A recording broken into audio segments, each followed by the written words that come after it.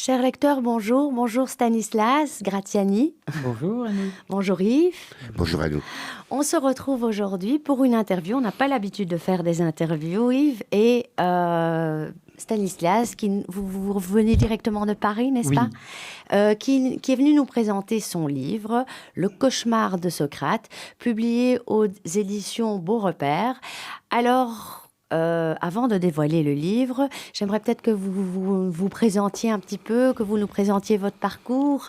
Alors moi je suis cinéaste au départ, je suis scénariste et réalisateur. J'ai fait beaucoup de pubs pendant des années et puis j'ai fait une web série en 2010 qui a très bien marché, qui m'a permis de faire un premier téléfilm, un polar pour France 3 qui s'appelait La Vallée des mensonges. Oui, je vois. Qui avait très bien marché aussi, qui avait été le record d'audience de l'année, l'époque où l'année où on l'a fait. Et puis maintenant, j'essaie de mettre un pied dans la production. Donc j'ai coproduit le film de Leonardo DiCaprio qui s'appelle Before the Flood sur l'écologie. Puis je suis en train de m'associer avec un autre producteur pour monter une série en ce moment sur la première équipe de Paris Match dans les années 50. La première équipe de reporters qui ont eu tous des destins assez marrants, assez extraordinaires, parce que à l'époque, changer de continent, c'était presque plus déconnectant que d'aller dans l'espace aujourd'hui, quoi. On était vraiment... c'était une vraie aventure. Et puis, il leur est arrivé... beaucoup de choses entre les guerres et les festivals de Cannes. Ils ont beaucoup d'anecdotes très amusantes. Mais est-ce que votre père ou votre Oui, mère alors mon père partie faisait partie de cette... c'est comme ça, évidemment, que j'ai un peu grandi dans cette légende-là et biberonné avec ces histoires que je trouve fascinantes. Et effectivement, mon père était au premier bouclage en mars 49. Ouais, magnifique.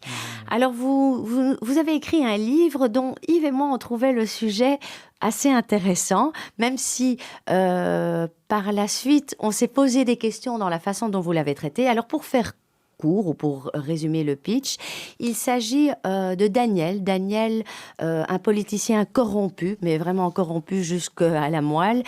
Horrible personnage qui trompe sa femme, qui n'a foi en personne, sauf en lui, et qui, avec, je dirais, son fils illégitime Tom, se retrouve propagé soudainement 24 siècles en arrière, au temps d'Aristote. Alors, pour certains, comme des personnalités arrivistes comme justement Daniel, il ne peut qu'en tirer, je dirais, le meilleur de cette situation.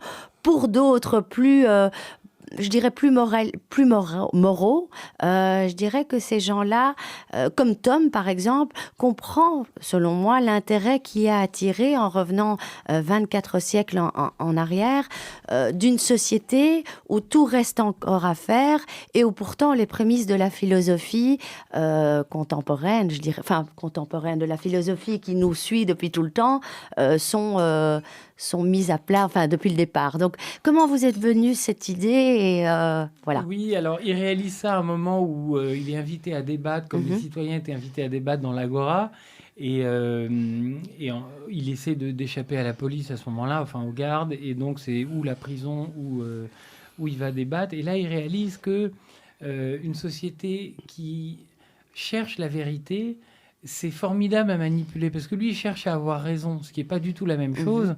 Et il réalise que les gens sont très naïfs, qu'il a 2400 ans d'avance sur les autres politiciens, et qu'avec des petites phrases, avec ce qu'on appelle la maîtrise de la dialectique, qu'on voit aujourd'hui dans tous les discours de n'importe quel débat politique, c'est encore les mêmes armes dialectiques qu'on utilise.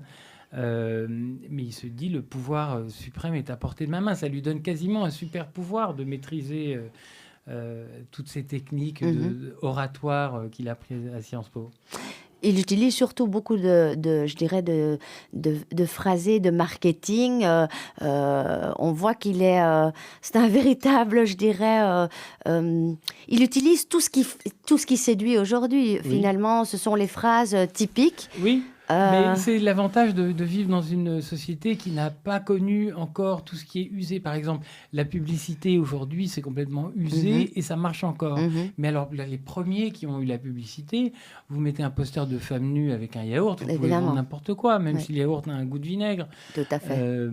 Et c'est donc une société qui est complètement vierge de corruption encore, qui peut même pas se douter qu'on a envie de la manipuler. Donc, il se méfie pas et il profite de ça, évidemment. C'était intéressant. L'idée de départ, c'était quand même de plaquer la politique contemporaine sur une société consciente, intelligente et qui vraiment est tournée vers l'essentiel. C'est-à-dire qu'au début du roman, il se demande vraiment qu'est-ce qu'il faut faire sur Terre pour être heureux, quelle est notre mission sur Terre. Et puis ils vont l'oublier très vite, évidemment, pour une course à la consommation, à la jalousie, à la dépendance, comme nous, en réalité, on le fait aujourd'hui. Vous dites il, mais beaucoup plus Ducrot, mais Dravo que Tom. Oui. Tom, c'est là qu'il y a un espèce de divorce qui s'opère entre les deux. C'est qu'au début, Tom est le suiveur de Daniel, est complètement fasciné par le charisme de cet homme. Et en prenant confiance en lui, il va, au fur et à mesure, s'en détacher un petit peu. Et jusqu'au moment où Daniel, dans son grand cynisme, se dit que la meilleure façon de remobiliser un peuple derrière lui, c'est de provoquer une guerre avec Sparte, puisqu'en temps de guerre, il y a un pays n'est jamais autant uni derrière son leader qu'en temps de guerre.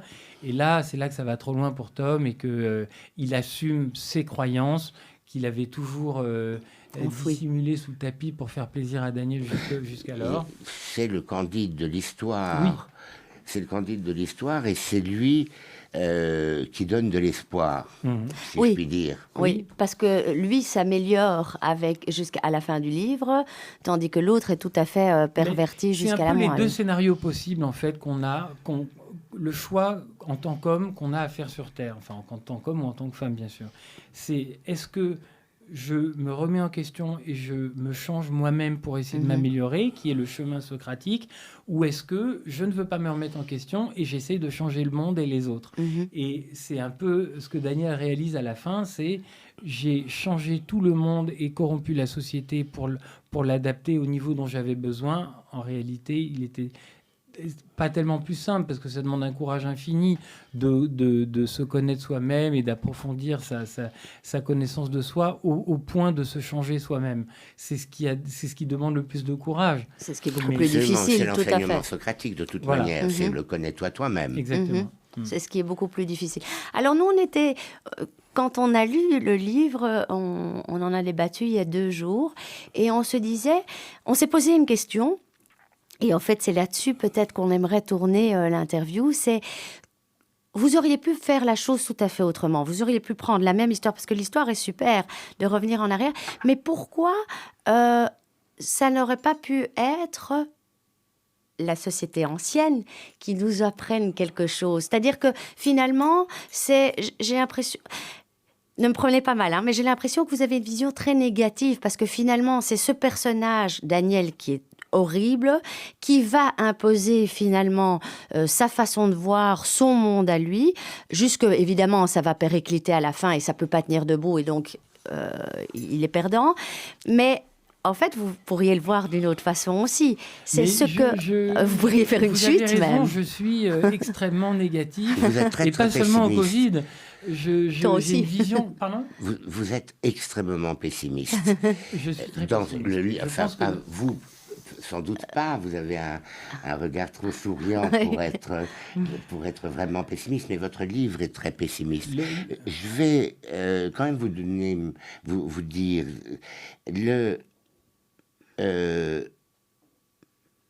ça aurait pu être strictement l'inverse.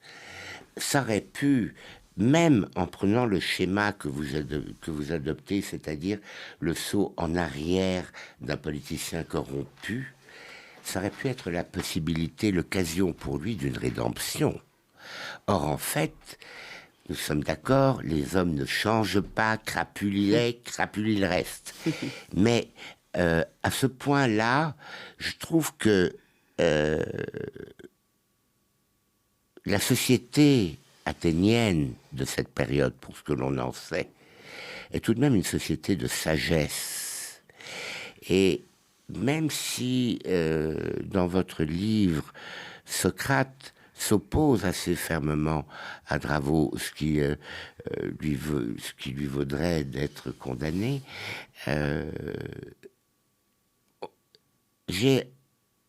là où j'ai du mal à vous suivre, c'est sur le fait que les Athéniens, qui vivent plutôt bien, ne suivent pas Socrate, qui est le maître à penser depuis tellement longtemps, pour se tourner vers ce voyou. Parce que ce voyou leur propose des plaisirs immédiats. Ouais. Et qu'un bonbon au miel est toujours plus séduisant qu'une leçon de philosophie, parce que c'est une satisfaction immédiate. Et c'est comme ça qu'il les a, c'est-à-dire qu'au début, il réalise que ses arguments ont beaucoup de portée, puisque la société ne connaît pas encore toutes ces petites séductions. Et puis, ça s'arrête assez vite. Et c'est là qu'il entreprend de moutonnifier la société, parce que les gens réfléchissent trop, qui se connaissent eux-mêmes, et lui, le programme qu'il met en place, c'est ignore-toi toi-même.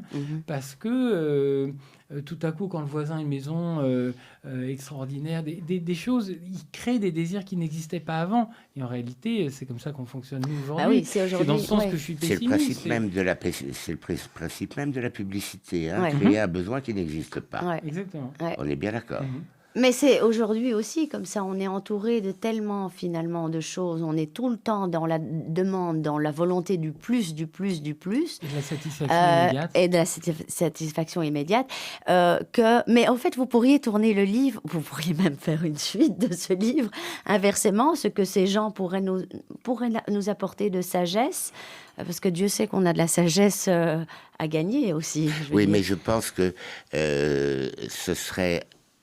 C'est une belle critique de la société d'aujourd'hui, finalement. C'est une critique, non seulement une critique de la société d'aujourd'hui, mais une critique surtout du milieu politique et de la évidemment. façon dont ça fonctionne. Je dois dire que j'ai ri. À de nombreuses reprises, j'ai ri parce que c'est un cynisme absolument effroyable. C'est très intelligemment vu, si je puis dire. Vous mettez pas de filtre, vous dites les choses véritablement telles qu'elles sont. Et c'est vrai que moi qui suis très sensibilisé à la question politique, j'ai été très sensible à votre livre.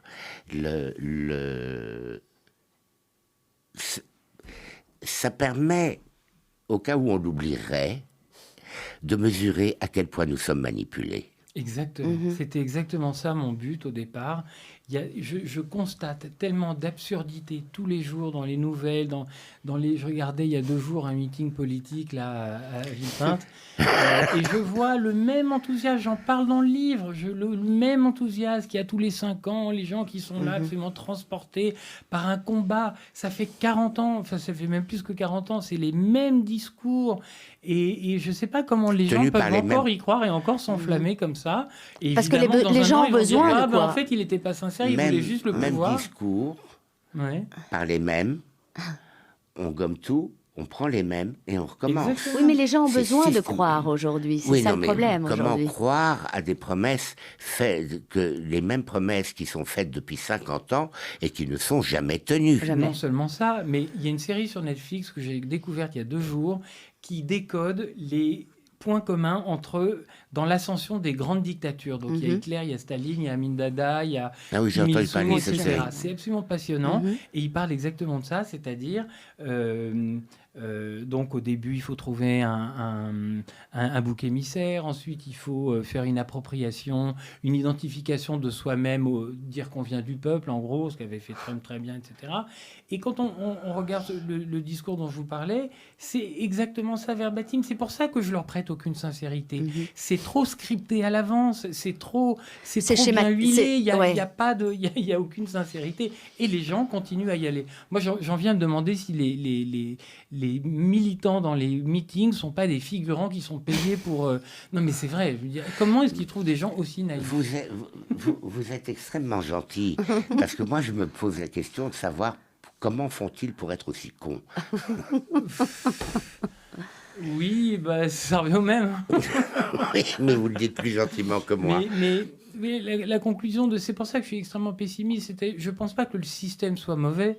Je pense qu'on est dans le moins mauvais des systèmes, la démocratie, à condition que les gens qui votent soient suffisamment éduqués pour élire quelqu'un qui est intelligent, qui va résoudre les problèmes, qui est sincère. Pas quelqu'un qui a du charisme, parce qu'à ce moment-là, on prend un comédien qui a rien dans le crâne et qui est manipulé par des gens qui ont à peu près décodé ce que les gens ont besoin d'entendre pour se sentir investis dans une mission. Et puis on y va comme ça. Et à chaque fois, ça marche. Ouais. Pourquoi il ferait autrement ? Mais parce que je pense que tous les pouvoirs qui se succèdent ont une idée. C'est justement faire en sorte que le peuple ne comprenne pas. Vous voulez faire une série sur ceux qui ont construit, qui ont fait Paris Match. Ouais. À l'âge que j'ai vu beaucoup de choses.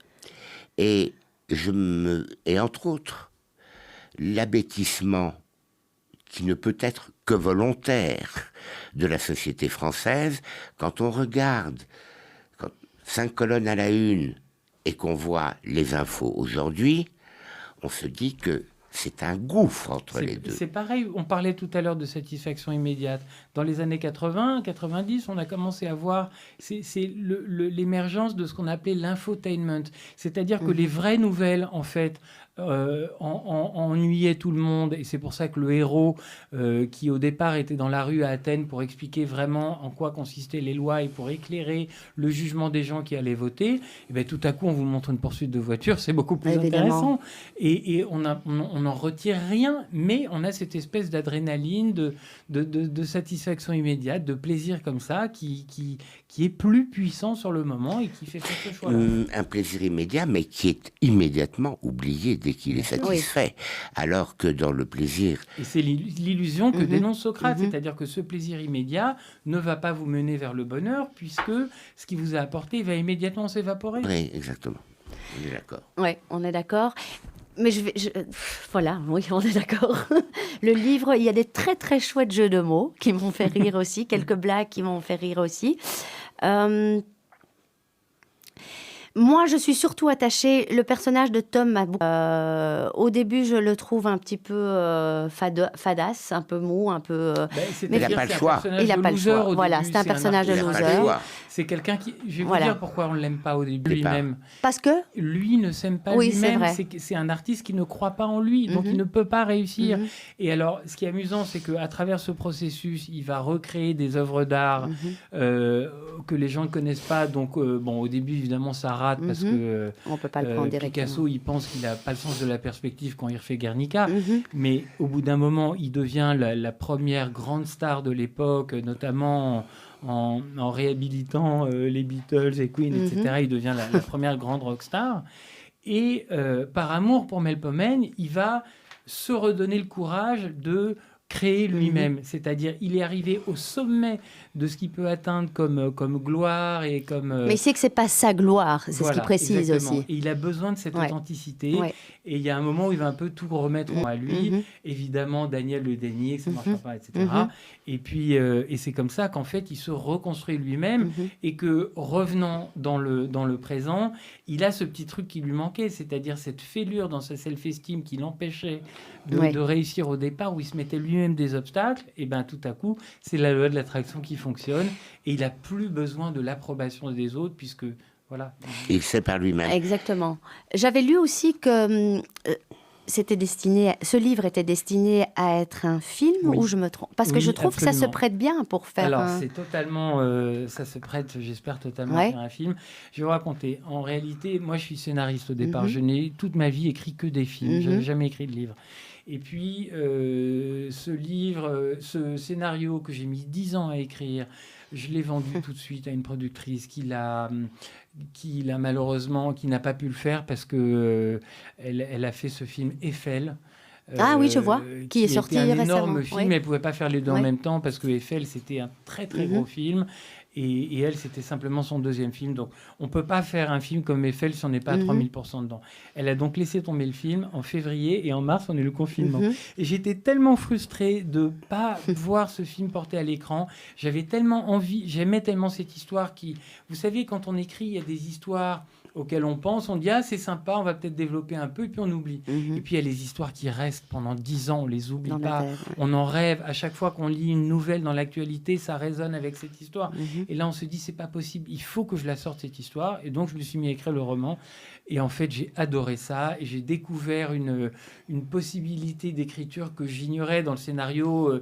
C'est infiniment plus structuré. Il y a plein de choses qu'on ne peut pas faire dans un scénario. Dans un scénario, on ne peut pas tout à coup repartir, expliquer un personnage, ce à quoi il pense, etc. Dans un roman, tout est ouvert. Moi, j'ai adoré l'écrire. J'ai une question à vous poser. Vous écrivez beaucoup comme on parle, plus que comme on écrit, comme on a l'habitude de lire.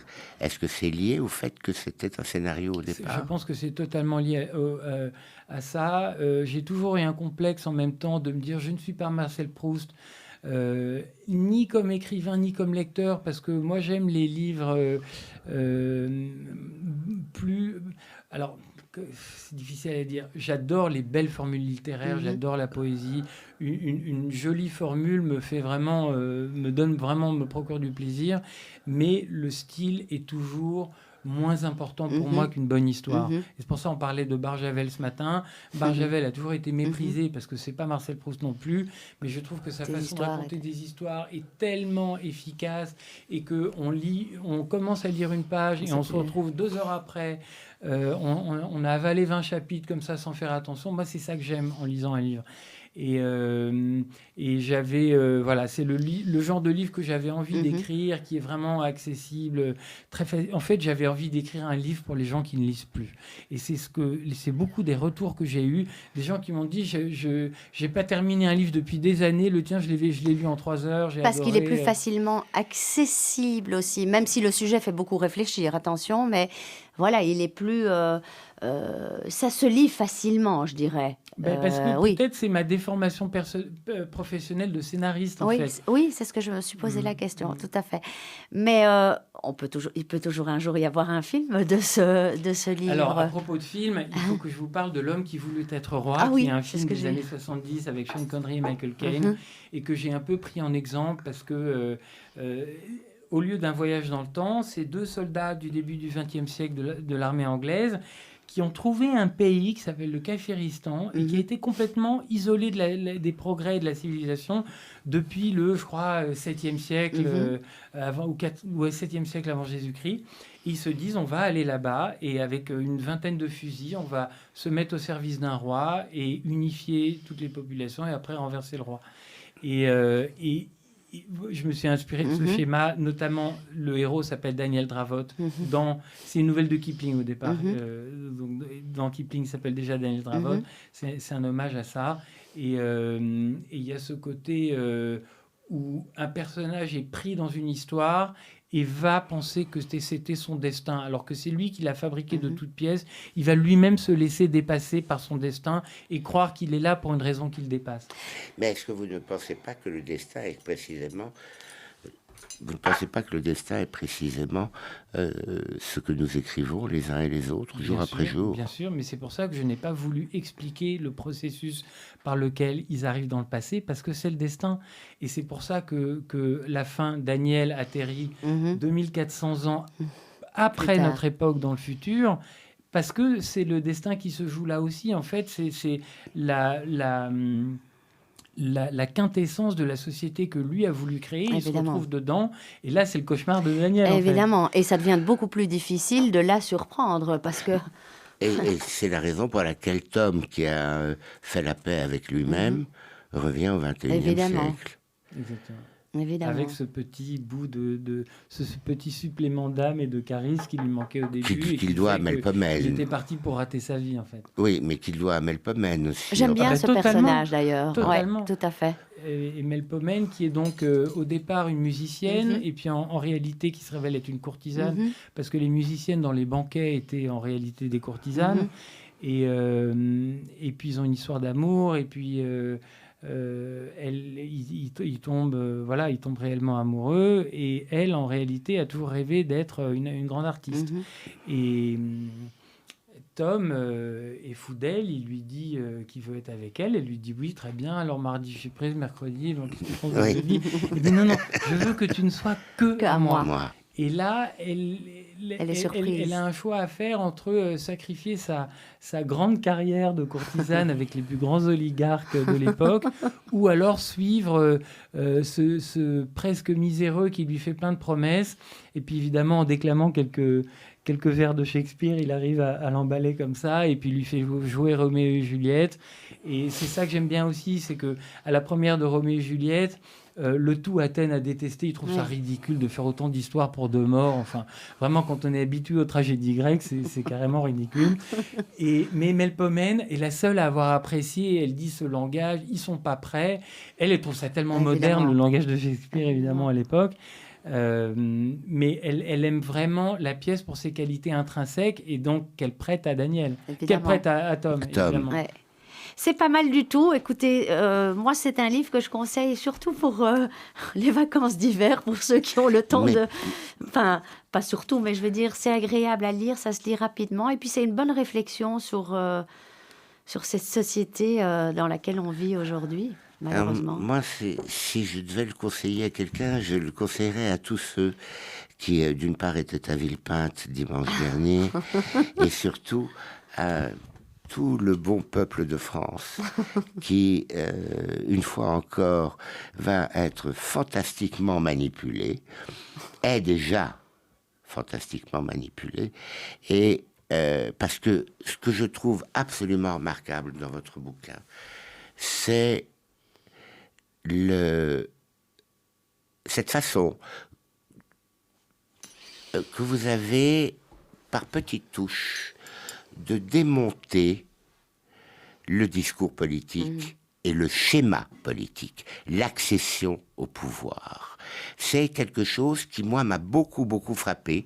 Je dois dire que ça m'arrive très rarement, je lis beaucoup et ça m'arrive très rarement, mais j'ai relu 2 fois ces passages-là, parce que vous faites de la politique vous-même, monsieur Alors, Zangani? je ne fais pas de politique du tout moi-même, mais en revanche, j'ai fait du média training pendant 25 ans. C'est-à-dire que vous savez, les présentateurs de télé, ils font ce qu'on appelle des ménages, et ils vont apprendre aux grands patrons du CAC 40 à communiquer en situation de crise. Et moi, je me suis beaucoup intéressé à ça. J'ai fait mon premier film en 94 sur un conseiller en politique qui coach une sénatrice, etc., qui prépare des débats. Et j'ai eu la chance de rencontrer un monsieur qui est un expert là-dedans, qui s'appelle Charles Cassuto, et qui conseille des hommes politiques et des dirigeants depuis 30 ans, et qui m'a vraiment initié à la dialectique.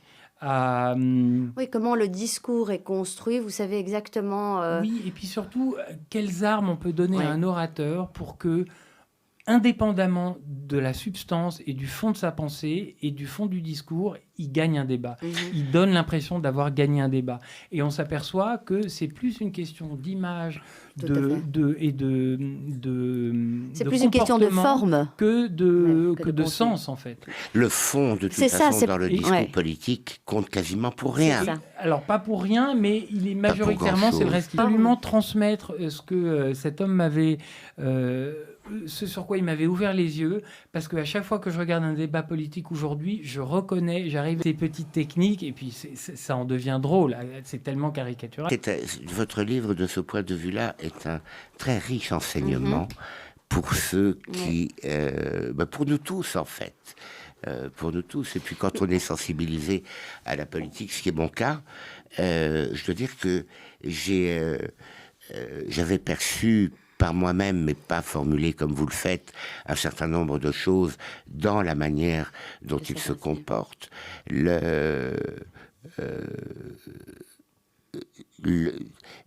On voit très bien, d'ailleurs, la puissance de ce système dans les difficultés qu'éprouve Zemmour aujourd'hui.